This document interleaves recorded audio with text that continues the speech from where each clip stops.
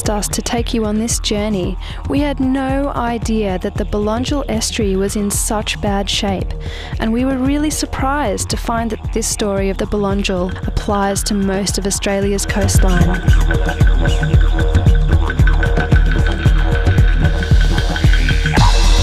There are about 4 million hectares of estuarine catchments along our coast that have been disturbed, which can produce deadly acid. And on this journey, we're going to meet the people who are working to solve this major national problem. In Byron, they're combining the two problems of sewage and acid to fix each other. Come check it out.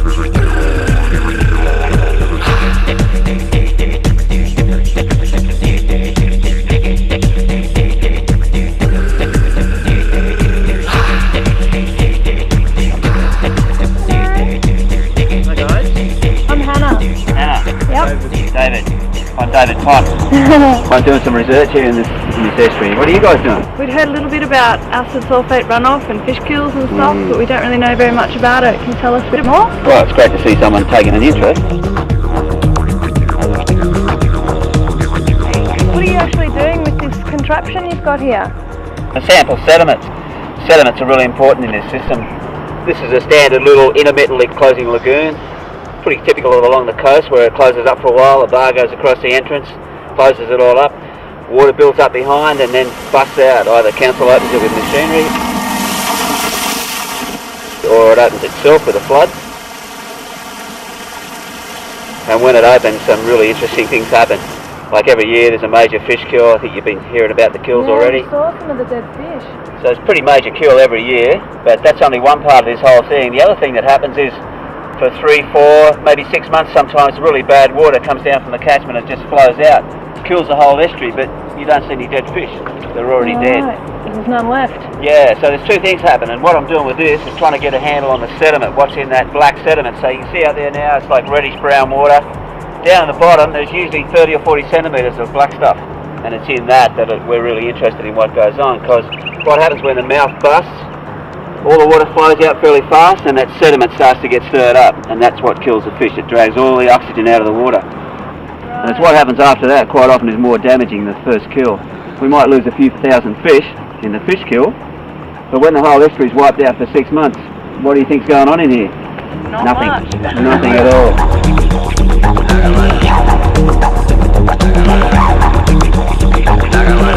And I just pick it up.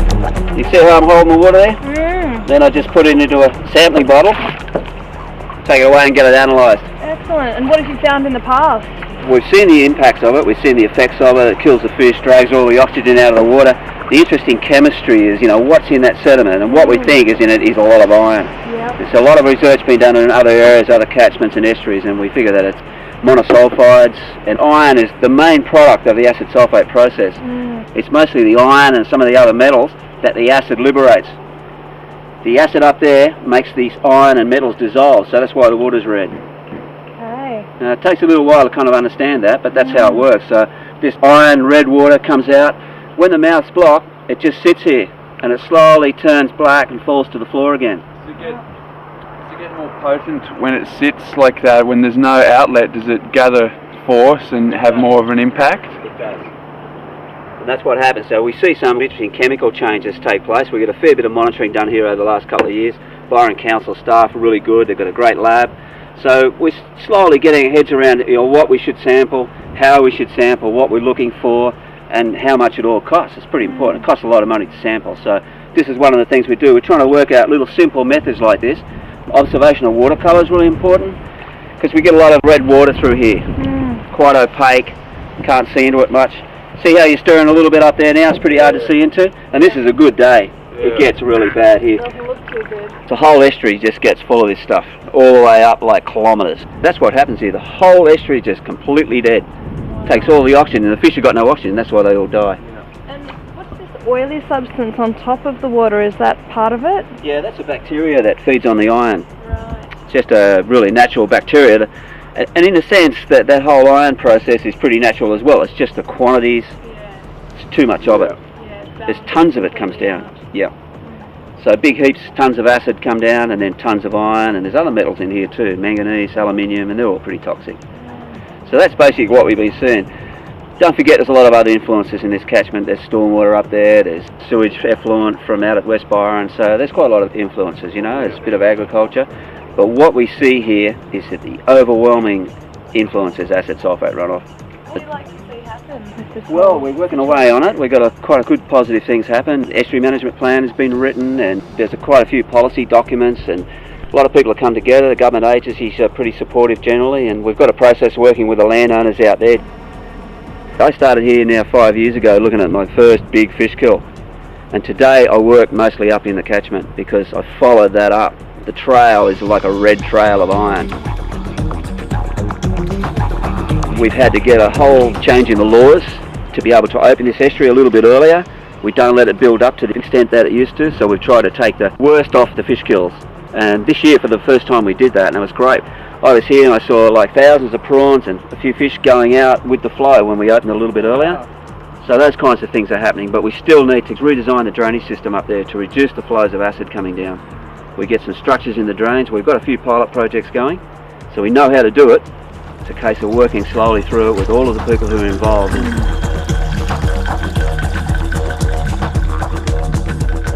And we got some stuff happening in the middle of the catchment too. There's been some good rehabilitation done, some forest has been regenerated up there, and it's just the drains seem to be the biggest problem. What about the actual ocean? Is that being polluted as well? Yes. When the salt water hits, it makes that iron go really bright red. It starts off pretty black after a heavy rain in the wet season. Starts to roll down, and then suddenly, within a couple of days, the whole thing goes bright red. Oh, the river is bleeding. My friend Keith Bolton says it's Gaia pissing blood. He's not happy. It's a big issue for the people here. You can see the people living right along the waterfront. Big issue for them is the stink of the fish, the stink of the water. It really smells when it comes down out of those soils. And how sad for them to have beautiful waterfront properties and not even be able to go swimming. No, it'll be a few years before they can swim here, but I think, you know, if we can get control over the drainage system, maybe in a couple of years we'd be able to swim. Thanks for your help. Okay. See ya. See you around.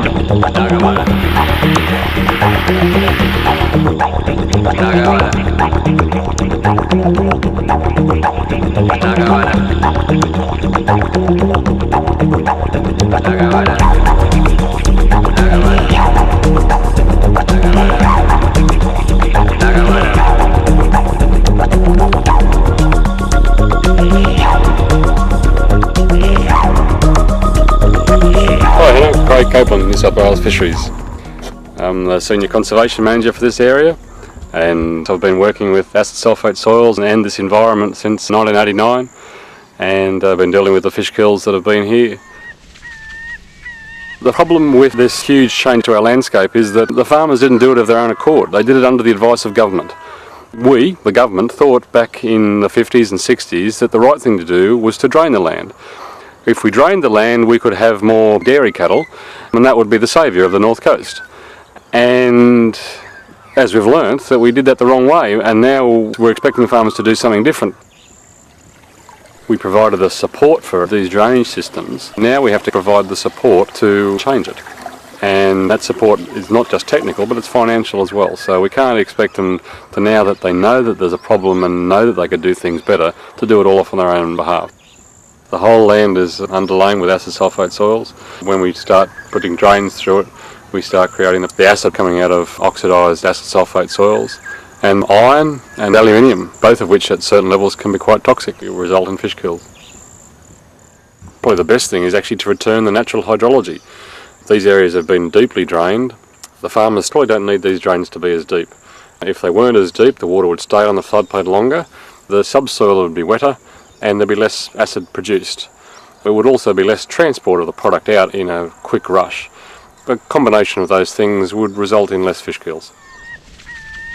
We can design a drainage system that takes some of the surface water off, the flood water off, and still keeps the subwater there and allows them to have some productivity. The productivity would be better if the drains were higher, though it might be better that it goes back to wetland. It might be better for the system, might be better for the birds and the frogs and the fish and everything else. Lots of people in this catchment are very supportive of changed actions. The landholders are on side, councils are right behind it, Wetland Care Australia. So it's, all in all, it'll get there in the end. One of the key problems we've got is the way the mouth is managed, and that has an impact on the rest of the catchment, but that seems to have come to an agreement. The problem is that we've got Byron Bay in the catchment, and it's actually in the floodplain, and it actually affects how much we can manage Belongil Creek, but we can't really get rid of Byron Bay. What we're talking about here is restoration of previously done activities, and there's no sort of legislation that's retrospective in that regard. So if you want an outcome, it's financial incentive. By putting the landscape back to natural hydrology, you're actually putting it back as fish habitat as well. And so from my point of view, in terms of managing fish habitat, having more natural wetlands up and down the coast contributing like they should contribute to the creeks and river systems, that makes a big difference to estuarine productivity, makes a big difference to commercial fish catchers, recreational fish catchers, tourism. So you've got to count in all those things, and if we can get our natural hydrology back, we're much better off. And we're getting there. Thank you so much.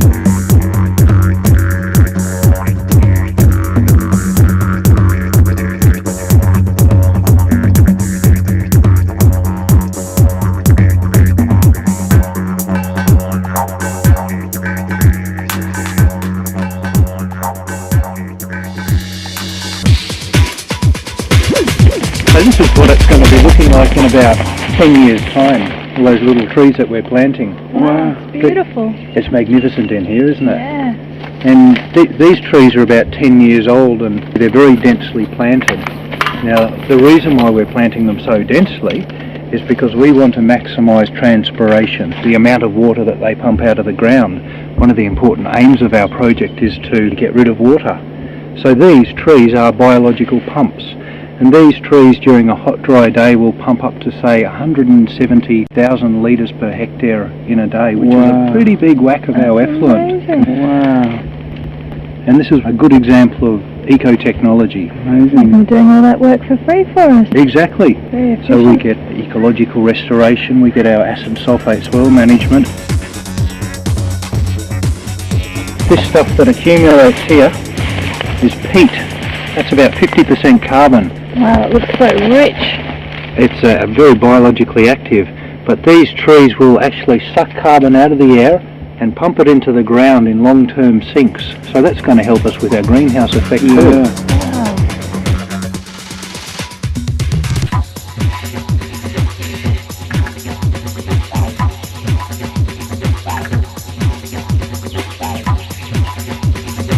Most of this, for about 1.5 metres, is this beautiful peat layer.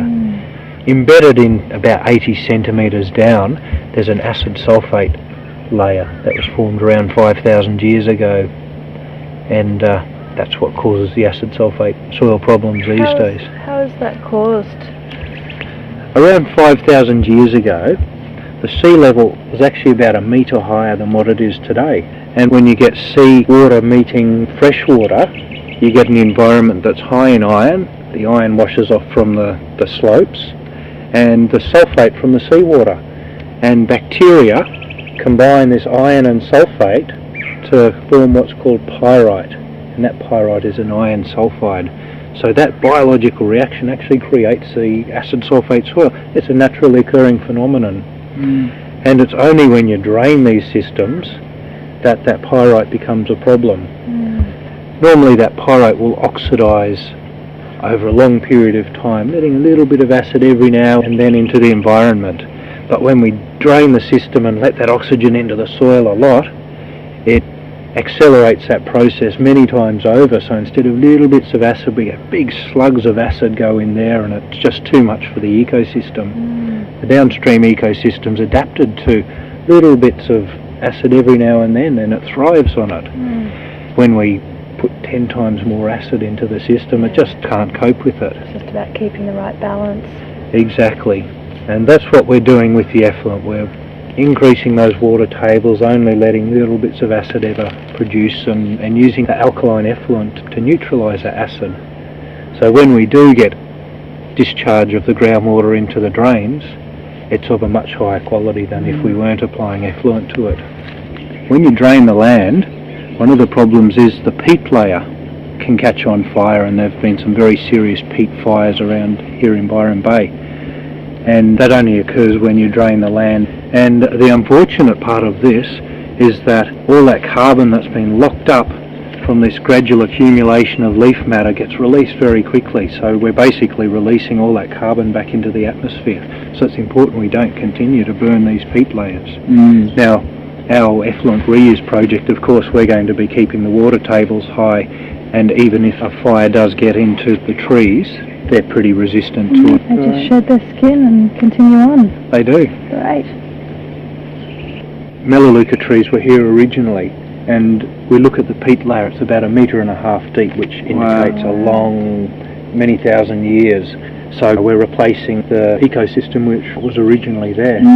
But in terms of their pumping capacity, they're phenomenal. These trees are amongst the highest transpirers. They pump a lot of water into the air. And they're also wastewater treatment systems. So they clean the water and they also pump the water out. So multifunctional. They sure are, and we get all these spin-offs such as habitat improvement and pumping the carbon back into the soil. And gorgeous picnic places. Once these are planted, we just let it do its own thing. We just feed them the effluent and We've got plenty of that. We do. But fortunately they love the effluent, these trees. Right. If you can get the trees into the ground and make sure they get enough contact with the soil and water, it's going to take a lot to knock them back. And the very high temperatures during summer and the very cold temperatures during this winter has demonstrated that they still spring back. They'll tolerate flooding, they'll tolerate drought, they'll tolerate fires, they'll tolerate high salinity, they'll tolerate high acidity, and they're very hard to kill. During the hot, dry weather, when effluent is most damaging in aquatic ecosystems, these trees will be transpiring the great majority of the water that we apply on. So that means it won't be going down the drains and won't be causing those downstream issues. Amazing. Keith, how do you know that these trees pump so much water? I used this system called heat pulse probes, where I actually plug these probes into a tree, and I could, using heat as a tracer, I could measure the rate at which water was moving up the stem. And by using this process I could work out what individual trees were using. We're also refining some of our measurements in this larger scale trial, and we're doing direct measurements of looking at the water table fluctuations on a daily basis and looking at water use as well. Trees suck water out of the ground and they pump it into the sky, and that process is called transpiration, and the melaleucas transpire a lot.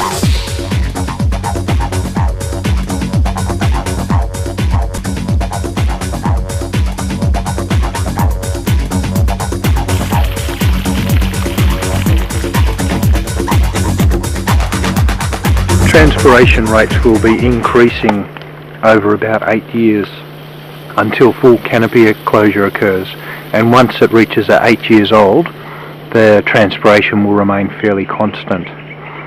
And naturally over time the trees are going to get bigger, and some will come through and some are going to die, and so they'll be naturally self-thinning. We won't need to go in there and cut any trees down for this process.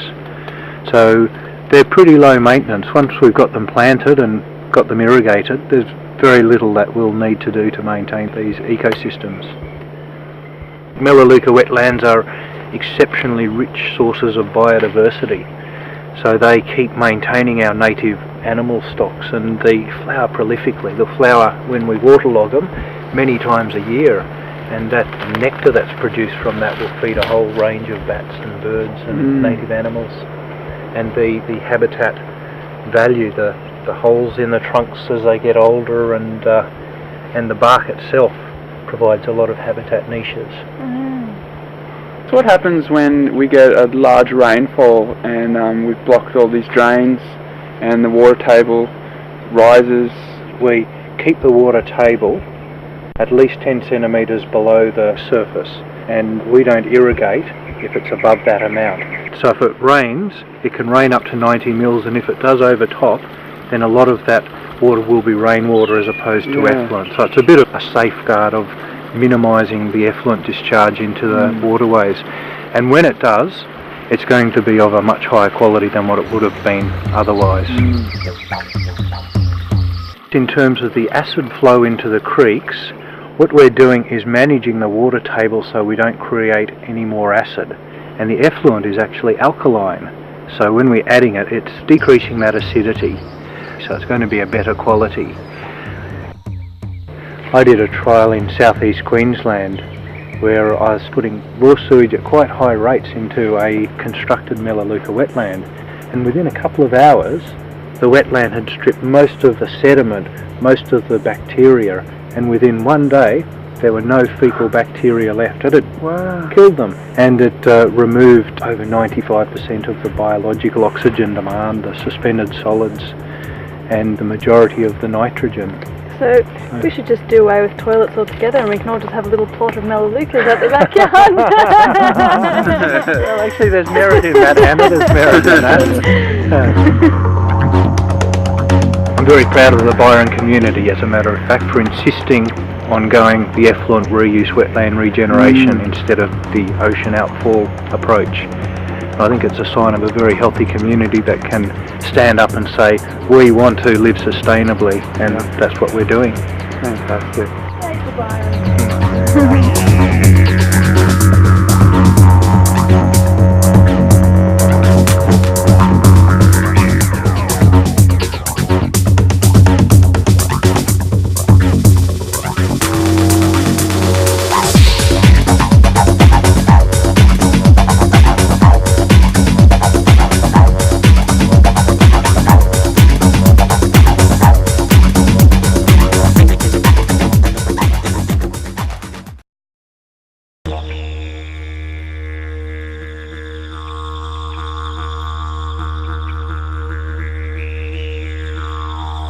Last year we got hit with a 1 in 100 year frost, and these are the trees that were most frost affected. And the reason being is at this time these trees didn't have as much waterlogging as the other trees. And because of that, the stems became colder and the stems actually died. So all of this is just dead stem. One thing about Melaleucas though, they're very hard to kill, and you can see that they're coppicing at the bottom. By that time the regrowth, which was more frost tolerant, had grown up higher and they outcompeted the coppices. But it did give us the experience to know that we had to keep water tables high in order to minimise frost effects, and this year it saved our bacon. It sprung on beautifully. And you can see that it's well and truly got its growing tips above the competing vegetation now.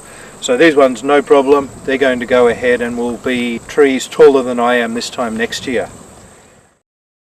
Long-term waterlog sites, we get what's known as pyrite reformation, and that means that we actually create acid sulphate soil, and that's formed a very important part of our management strategy in that we can't waterlog the site for too long.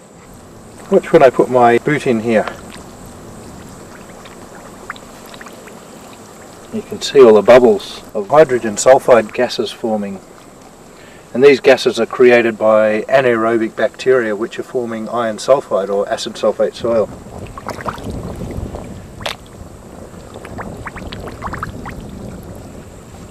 What we do is waterlog the site during winter.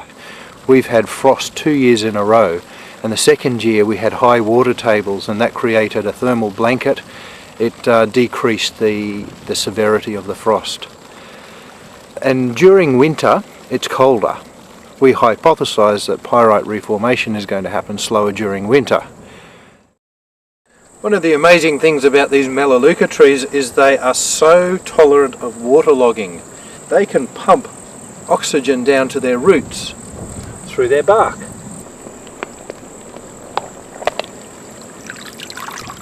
The air travels down that stem and then it goes into the roots. And I'll take a piece of this and I'll peel a bit off for you. You can see that bark sheath there. They wrap themselves in their own little atmosphere. That's the actual root bit of it. So you can see by far most of it is the aerated network that allows them to breathe underwater. And just to illustrate, I'll put this in the water and I'll squeeze it. You can see it squeezing out little bubbles, that aerated network.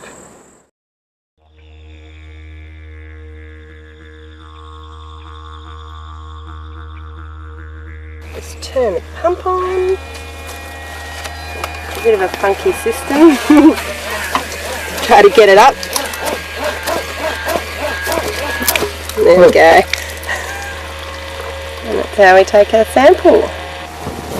And we'll take all of these off to the lab to analyse them for nutrients and metals and sulphides and salts and a whole suite of parameters to have a look at how the irrigation is changing the soil and water chemistry. We've got a pretty good idea of the costs to set this up, and actually in the scheme of things it's a relatively minor cost relative to, say, a concrete and chemical approach. This sort of system will cost hundreds of thousands of dollars. A similar concrete and chemical approach will cost millions of dollars. And not only that, ecological restoration, acid sulphate soil management, and creating a wetland system to accumulate carbon in the peat and biomass sinks. So it's certainly a win-win situation, and there's no reason why councils shouldn't consider this kind of technology when they're looking at upgrading their sewage treatment plants.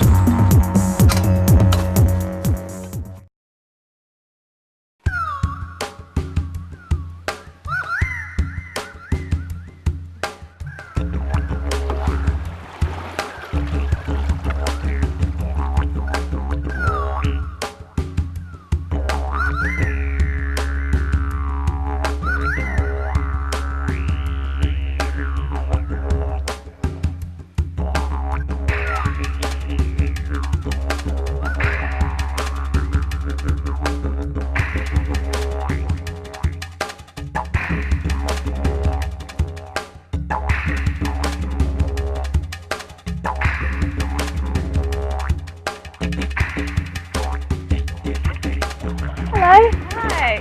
How are you today? Good. How are you? Good. I'm Hannah and this is Dave. Hey Hannah. How you going? Dave. What's your name? I'm Tracy Chambers from Department of Land and Water Conservation. Oh, fantastic. Yeah. You must know a fair bit then. Yeah, I've been working in this area for quite a while. Excellent. Yeah. What are you up to there? Just taking some water samples. Of this creek that we're paddling in? Yeah. Yeah? Yep. So what's it telling you? It looks a bit discoloured and a bit sick. Yeah, we've got lots of problems around this area with acid sulphate soils, and this drain tends to get quite acid at times, which can lead to all sorts of nasty things for the aquatic life that lives in here.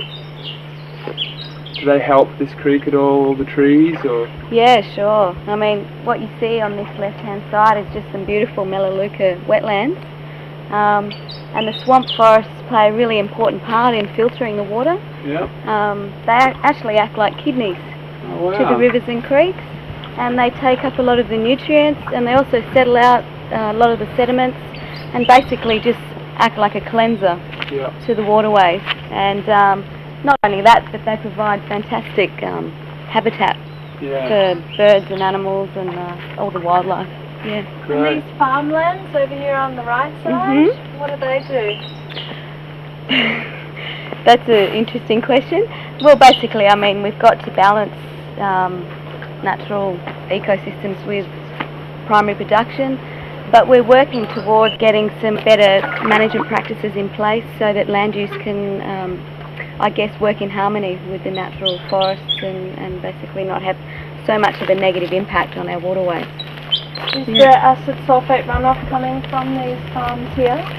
That's what we're picking up at the moment, is there's actually the whole catchment of Belongil is feeding quite a lot of acid into the waterways. We were told by another guy that there was an acid runoff and that was what was causing all the pollution and the dead fish. The Northern Rivers Catchment Management Board are working really hard towards developing some really good management strategies and actions to work with the community and landholders to improve land management practices. And we've got really strict targets that we're setting, things such as 50% of targeted wetlands under active management by 2006. And the Belongil Cumbeban Swamp actually falls into those targeted wetland areas. Can make a huge difference. Yeah, there's going to be some really fantastic work happening on the ground in the next 10 years. Excellent. So we'll do the pH test here. It's like a pregnancy test for the water. It's very similar. Sometimes we get anywhere between 3 or 4 in some of these drains when it gets quite acid, particularly after a large rainfall event. Wow. Yeah, it's pretty full. That would have been when a fish kill is happening? Yeah, usually it's associated with the fish kills. And often it's the chemical reactions going on that take a lot of oxygen out of the water, and basically the fish can't breathe. Yep. So it's a trigger of events that roll on one after the other. It looks pretty bad today. There's a lot of iron flock in the water, which is giving it the red colour, and that can often be symptomatic of acid conditions. But there's lots of really positive things happening. For the wetlands, reinstating natural flows, because drains take away a lot of the natural water from wetland systems, so it's about returning a lot of the natural water to the wetlands so they can do their job. There's actually a catchment target. It's a 50% reduction in acid outflow by 2011 in hotspots. There's good things happening. Oh, good on you. Yeah. Okay, thanks, Steve. Okay, thanks, Hannah. Bye-bye. See you, Dave.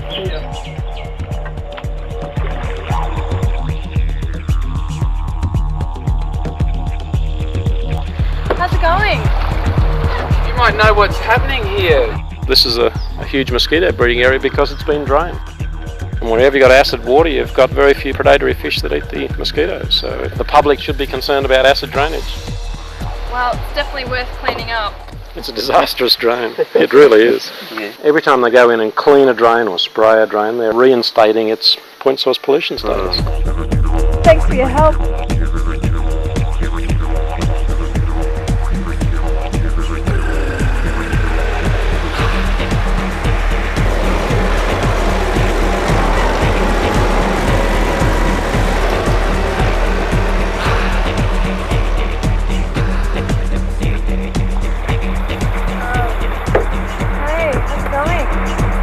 Can you tell us about runoff, this acid runoff that we're hearing about here? We do have a bit of a problem with the water here.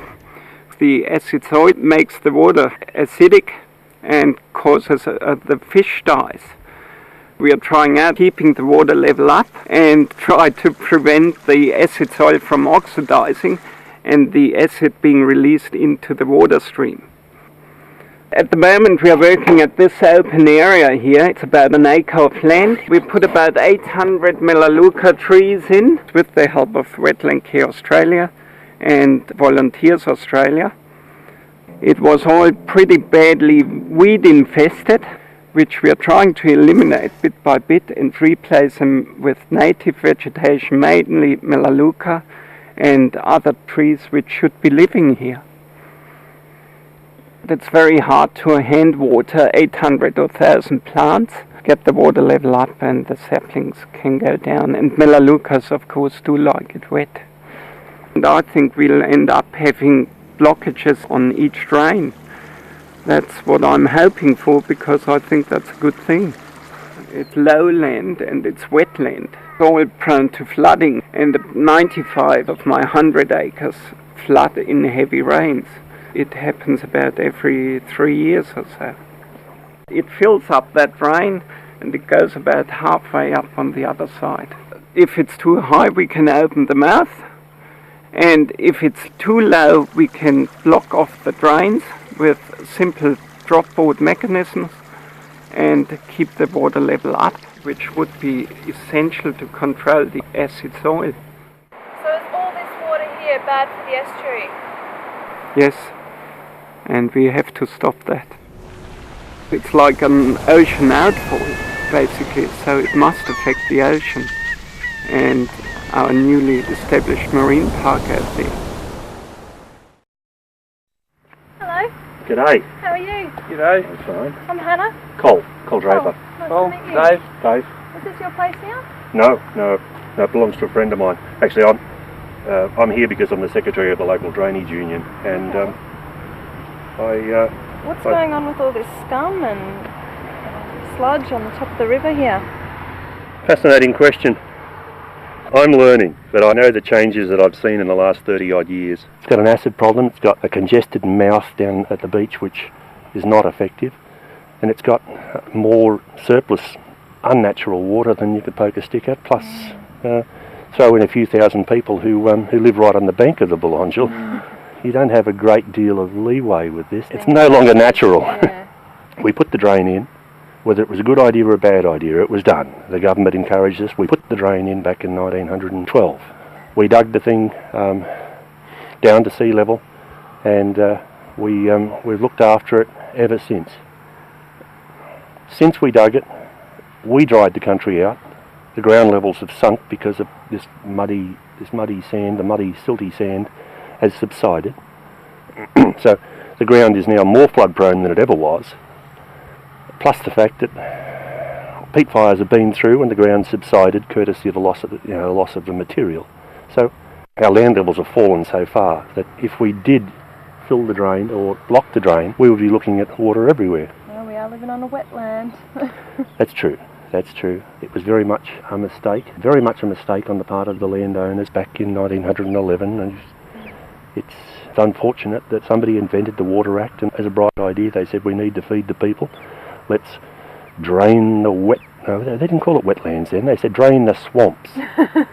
If you want to drain the swamps, form yourself into a union, we'll send you a big cheque and we'll send you a surveyor to design the works for you. And that, There you have it. it comes down to politicians combined with farmers. They just didn't know what was going to happen. No one knew. It was a great idea. It freed up a lot of coastal land. We need to do something to make sure that we don't cause any more problems for fish. And I can understand about putting some sort of blocks in and temporary structures. Put in weirs or whatever, the drop boards, and change the shape of your drains. While you've got potential acid sulphate soil kept wet, it's not a problem. The purpose of the drop boards principally is to retain water in the drains to avoid lowering the water level adjoining, which should stop the flow of any acidic material from the banks of the drain. Let's have a go. Let's not panic and rush in and take the drop board out on the second day just because somebody says, I think I've got a problem. We've got to be prepared to give it a reasonable run. Let's give it a try. Hello. How are we going? Good, how are you? Pretty right. What's your name? George. George, I'm Hannah. Good, Yeah, Hannah. George, Dave. How you do, Dave? Nice to meet you, mate. Nice to meet you. Good. So how long have you been here for, George? My grandfather came here 117 years ago. Oh, Wow. So we've seen a few changes. What Yeah. was the land like then? This was all a big tea tree swamp. Ah. Yeah. Wow. And what do you farm here now? We run cattle. Yep. Yeah, run about 190 head of cattle. Yep. And this low country through here is very, very helpful to us in dry times and droughts. All the way up the springs come down with drains, and they all feed into here. That's what this water, you can see this clear water flowing down here now. It's all coming out of the basalt hills there, and Yep. yeah, it's all very good water. Wow. Has it always looked just like Yeah, this? it's always clean. Yeah, Yep. pretty good water. Yeah, Excellent. this drain wouldn't Yeah. be a metre deep. That'd be Yeah. nice. Yeah. As long as it stays above Yeah, that level, and it's we've nice had and tests clean. in the bottom of the drain, and we've gone down a metre and still can't find it. Yeah, but it is Maybe down about 2 2 metres. metres Yeah. perhaps. We don't want the drains too deep. What we need is the salt water which goes up to that next bridge, king tide, Yep. and that cleans the creeks, the drains out, does a good job providing the creeks open. But now with the sewage water coming down, the salt can't get back up, which is causing a bit of a problem because the salt water's about 8 pH, which drops, evens the pHs out, which makes it a lot better. Yeah. And you had a test recently done on this water? Yeah, this water the other day tested well over 5, yeah. Yep. Flood times, of course, this is all underwater, but then it gets away pretty quick. It goes up above the Oh yeah, ground it goes level nearly here. up the fig tree there in a flood. Really? Wow. It goes up around that fig, yeah. Wow. What happens to all the cattle? They just get a good wash. Yeah, they go up the hills. Yeah. So I haven't got a lot of faith in them Melaleucas. Yeah, that's the wettest part on this flat. You go up in those tea trees. Is it the lowest part of this The area? lowest part, yeah, but it's the wettest part, yeah. Well, they definitely would shift a lot of it, that's for sure, but you know, you'd want hundreds of acres of them to move the amount of water that's coming out of the sewage works. The marine life's not here that used to be here. This used to be full of little fish and one thing and another. They're gone. What do you think causes the fish kills now? Down the creek? Yeah. Yeah, well, it's the low oxygen that's killing the fish. Yeah. I think if the creek was going to sea all the time, it wouldn't happen. We're allowed to drain a metre deep and not down to this acid sulphate. Everything's fine. And unless someone can say, righto, well, this is where the acid is, we can do something. But no one can come up with where it is, if it is in here. And they can't tell it from rotten vegetation to sulphuric acid. So, you know, when someone comes up with an answer, well, we can fix it. I've got to have that much drainage, and that's it. And I say, it's been here for nearly 100 years, this drain. It never caused a problem yet. So, and all of a sudden, you know, everybody points a finger and say, oh, you're full of acid. Where's it come from? And the Department of Ag have found it down 2 metres. That's a metre below the bottom of that drain. You can put your what's-the-name meter in that and it'll come up probably testing 5. I'm trying to find a problem, and there's no problem. So when they find a problem, we'll fix it. What's here has got to be done if we're going to run, you know, have agriculture. It's got to be a drain similar to this, maintained, kept clean, and everything should work. Fish kills in the Belongil are not there by accident. The very strongly iron-stained water with the flocks, the very low DO, the very low pHs, they are facts, and we've got a good water quality data set that demonstrate that this is what's going on in the catchment. Everyone really needs to acknowledge what we have, then cooperatively work together for solutions. There's very fragile environments close to the coast, and we've seen much of our very valuable wetlands destroyed over the last couple of centuries, and we now know that there is a very, very close link between the health of our estuaries, which is the nursery of our fish stock, and the quality of the catchment, particularly in the context of valuable Melaleuca wetlands. If this project is successful, and we see the regeneration of 25 hectares into a beautiful Melaleuca wetland that's managed and properly scientifically studied, then that may be a model project that can be used elsewhere up and down the east coast, particularly in the context of acid sulphate soils. The effluent from West Byron sewage treatment plant, particularly in dry weather, constitutes a major input into the Belongil, and it's very important that that effluent is of a very high quality to minimise any environmental impact. And this project is part of that, so that we deliver high quality water to the Belongil if it's not used elsewhere. It really was that input from the pioneers like Dave Hont, Phil Wallace, Martin Selecki, and some of these other people who put their time and energy into this project up front to get it going. And really, when 500,000 trees are up and growing here, it'll see regeneration of very valuable habitat. And it'll also be a site where effluent will be reused. It'll be a site where the acid sulphate soil potential in this area will be controlled. Hi, I'm Chrissy from New South Wales Agriculture. I'm an acid sulphate soil extension officer for the far north coast. This land has a fairly high acid sulphate soil risk. It's around about 1 metre below the surface, so it's pretty important land to manage the best way that we can. Some different things that you could do would be redesigning drains so they were shallower and wider, so they didn't intercept an acid sulphate soil layer.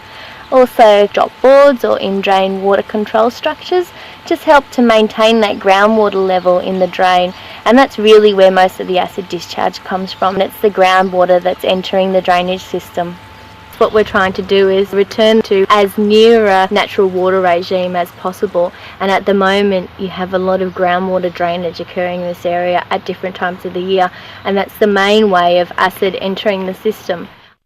Grazing areas tend to be on the lowest lying back swamp areas of the floodplain, which are pretty high priority in terms of acid sulphate soil management.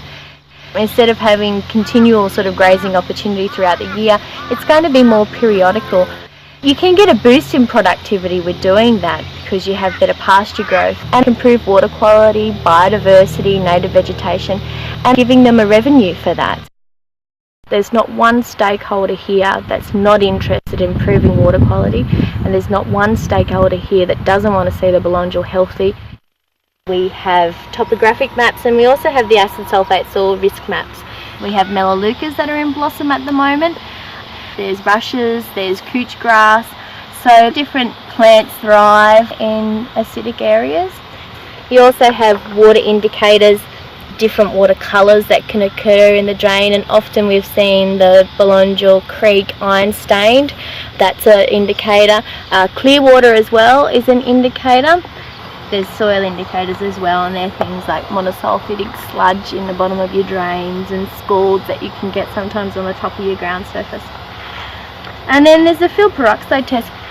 Certainly groundwater management is a key way of managing acid sulphate soils. What we have is a field test for determining the likelihood of your soil being a potential acid sulphate soil. If it has pyrite in it, then the pyrite will react very quickly and very strongly with concentrated hydrogen peroxide. So let's see if this soil has some pyrite in it.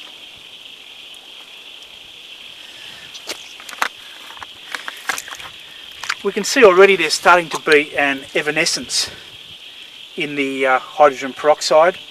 It's starting to bubble, and pretty soon that hydrogen peroxide will get very hot.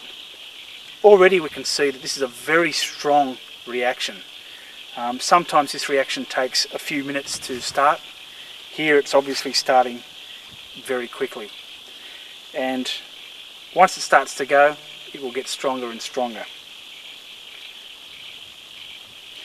The results of this is obviously that there's a very strong likelihood that this soil is a potential acid sulphate soil, and in order to get appropriate management we should use a good laboratory technique to get an accurate determination of the pyrite content in this particular soil material.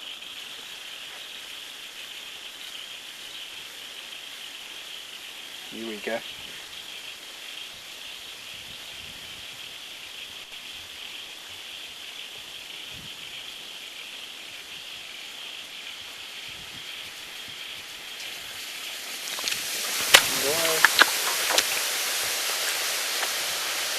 Wow. Pretty good. Don't do this at home, kids. Don't do this at home, kids. Obviously a soil we should be very careful of. Then we might put the cora down. Okay. The pH of the water here was about, what was it, 2.4. 2.4. So that water will kill fish outright within minutes. Even if it's diluted, that's just going to be death.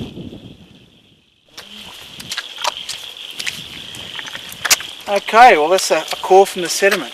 Well, what we've got here is probably from about 30 centimetres down from the surface. So this is a core, more or less undisturbed, of the sediment. And what can we see here? Well, actually we can see some jarosite, which is this yellowish mineral, and that's the smoking gun of acid sulphate soil oxidation. So this material is certainly an actual acid sulphate soil. All the soil down this core on this scald will have a pH of around 3 to 3.5. So it's all been affected by the acid produced from oxidation of pyrite further down the soil profile, and certainly also within this layer containing jarosite. Some other things we can see are these orange stains, and some of the pores within the soil are stained an orange sort of brown colour. You can see a root hole here that has that orangey brown colour. They're iron oxide stains, and the iron of course has come from the pyrite oxidation. The further we go down this profile, we can start to get into what are marine sediments. and these are often quite clearly distinguishable by the grey bluey green colour. And my knife is just slicing off the contamination from this core and showing that blue colour, which is old mangrove sediments, probably 6,000 years old at least. And this sediment here is potential acid sulphate soil material. It hasn't oxidised yet. If it had oxidised, we would see those brown, orangey brown colorations of the ferric oxides and also pale yellow jarosite accumulations. As that oxidises, this will shrink and will form those cracks and iron stains that we saw higher up in the profile. This material is pretty typical of a lot of the acid sulphate soil material that's found along the east coast of Australia. This project was initially conceived to be a method of using up the sewage effluent, but it's actually expanded a lot since then. We've realised that we have problems of acid sulphate soil not only on our property here but in the whole catchment of the Belongil. It's actually a designated acid sulphate hotspot by the Department of Land and Water Conservation. What we have here is a groundwater level monitor. We have them set to log every 10 minutes throughout the planted and unplanted areas, so it gives us a very accurate record of the water table.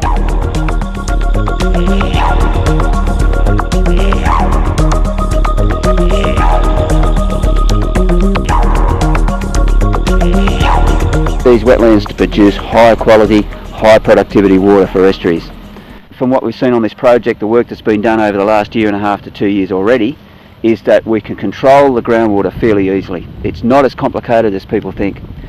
What we've had is the drop boards in place, and the whole thing's cost about $50. It's quite easy to control groundwater. In these wetlands, these low-lying flat areas, you don't usually see any high velocity flows. You don't see any big scouring flows. You don't see raging creeks. What the water does is just slowly rises and it flows out. When we block those drains by putting any kind of obstruction in them at all of the flows slow down and the groundwater stays intact in the ground. After seeing this happen for 1.5 years and of running this system and of monitoring it, I have no concerns at all about the release of acidic groundwater.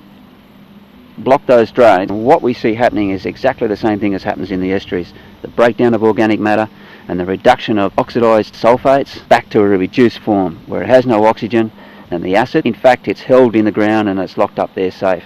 And what that system seems to produce is very, very good quality surface water. The rain comes down and falls on the surface and doesn't go into the ground for a start because it's wet already. It has a fairly high pH and it has a fairly high oxygen level. And what's happened in most of this catchment, the low-lying catchment, is that balance has been upset radically by excessive oxidation of the soils, by clearing of the Melaleuca forests that were once here.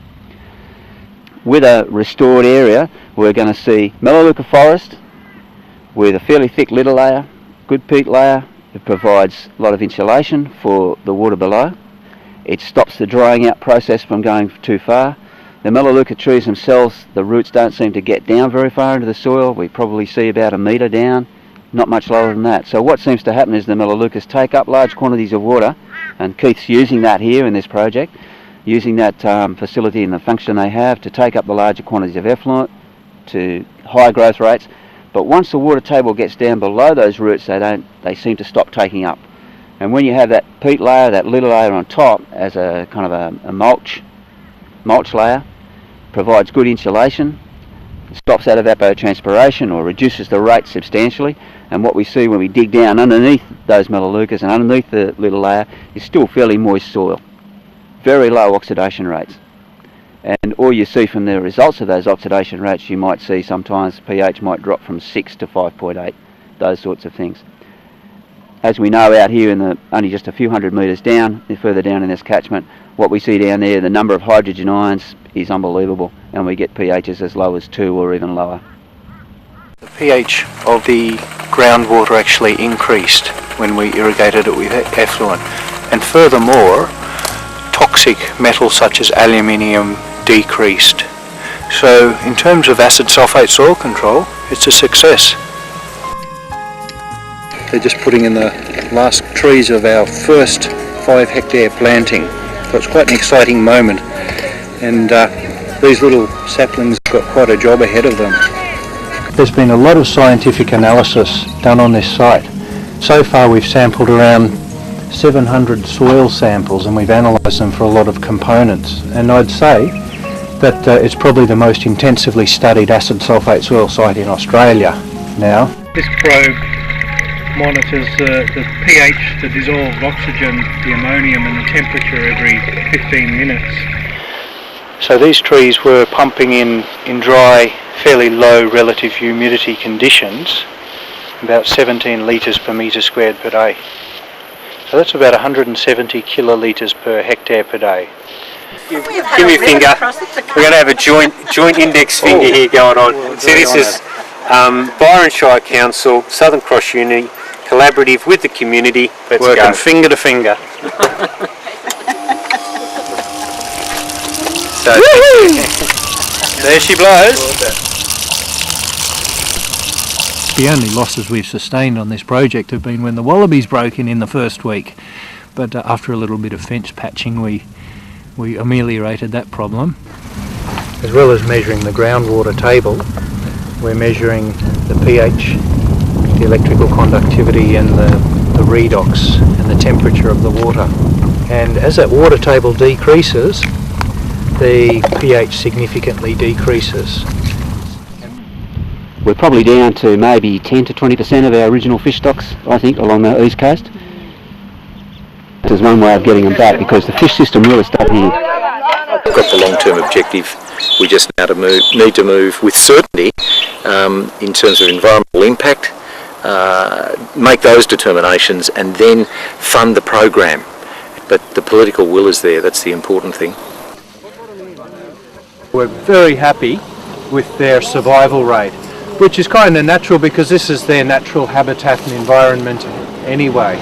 It's just in the last few years we've realised the extent of the damage that's been done to this continent. But here in our little area, we started this project. It's fairly important. This is where the processing takes place. Water flows slowly through the system, just seeps. And it's that leaf matter, that leaf lithophore, which is one of the keys to the productivity of the system. It is a crop, and the harvest comes when the little layer is broken down and the chemical and nutrient constituents flow out with the floodwaters. That's a kind of harvest, and that harvest is taken by a fish and the other organisms and animals that live in the estuary. I've been able to paddle through systems like this in these forests when there's 50 centimetres of water and you see mullet feeding up inside the trees. And that's the experience of a lot of people around Byron Bay who grew up in the area from years ago.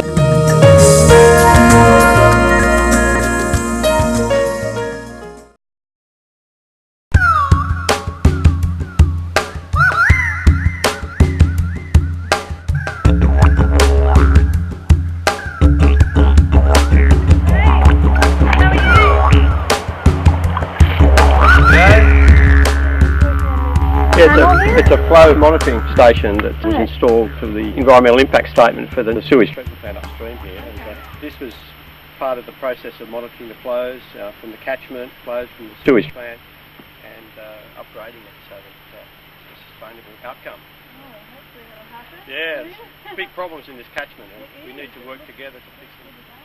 And how long has this problem been going on? Well, I guess the problem started when they put the drains in, probably 60 years ago. Wow. This sort of a problem is caused by a range of things. I guess agriculture and the construction of the drains created the predominant acid sulphate problem. Yeah, I work with Public Works and Services. We do a lot of project management for communities around the state and also investigation and design of sewage schemes. And all the time we hear from the community they want to reuse effluent. So this is a really wet climate and the challenge here is to reuse effluent in a sustainable way and the scheme that's been forward here is really exciting. About regenerating wetlands. Yeah, well there's a trial being done by local university, Southern Cross, and they're looking at using the effluent in a productive way, managing acid sulphate soil and actually regenerating the natural wetland that was there 100 years ago, which is really exciting and that's sort of a win-win. You know? The farmers around here generally don't want effluent because of the rainfall so high normally, and we need a system that can manage it all the time, all the year round, or at least during the dry season. So even if council has to buy the land here, we think that this scheme is really exciting, and it's a trial for future communities all the way up and down the coast. If the farming industry don't need to reuse it because it's too wet, then we've got to find more innovative ways. The future development of Byron Bay is basically dependent on effluent reuse being available, and without that, then the town basically can't grow. It's a shame to see all the cleared land not necessarily being well used productively for agriculture, and if it could be used to actually regenerate wetlands and all the habitat that comes with that, continued supply of effluent needs to be managed, and it needs to be managed in a sustainable way.